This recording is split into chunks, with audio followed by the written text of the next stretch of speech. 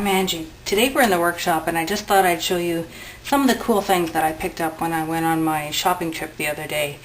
The first thing I want to show you are these Tim Holtz masks, and what these are I just bought a couple of them, are kind of negative masks that you can use on your projects to make the impression by coloring over the mask with either inks or a stamp or paint, whatever you want.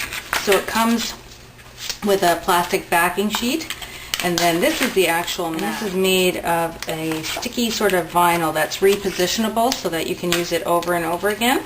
So this is the Flourish one. It's a little bit more intricate, as you can see, and you just pull that off.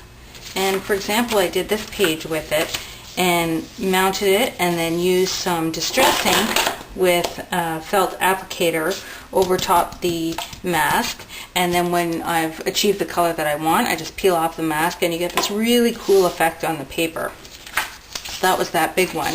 And then this one, which is sort of the Clockworks images, is really neat because it's got some smaller ones, and even if you don't want to use the whole image, you can use part of it, and you don't have to use a big sheet of paper either. I did this small tag using this clock here, and you can see you get a really cool effect, and you can layer it all and make it look really distressed, and then go ahead and use this on a card or a scrapbook page, whatever you want. So that was a lot of fun, and I really enjoyed playing around with those. Have lots of ideas for those. And the other neat thing I got was this distress embossing powder. So it works pretty much like regular embossing powder. You have to use a Versamark or a very wet ink or the distress ink to make your image, and then put the distress embossing powder on top and use a heat tool on it. And then what happens is you get these kind of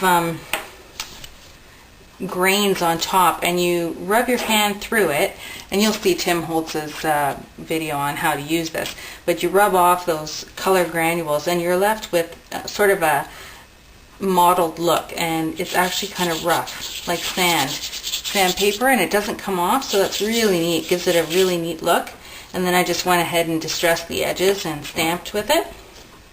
So that was a really neat product, and this is just the first thing I made with it, but I'm looking forward to using that again. And another thing I picked up were these little mini misters from Ranger, and they actually come in a package of 3, and you just fill it with water and you get a really fine mist out of it.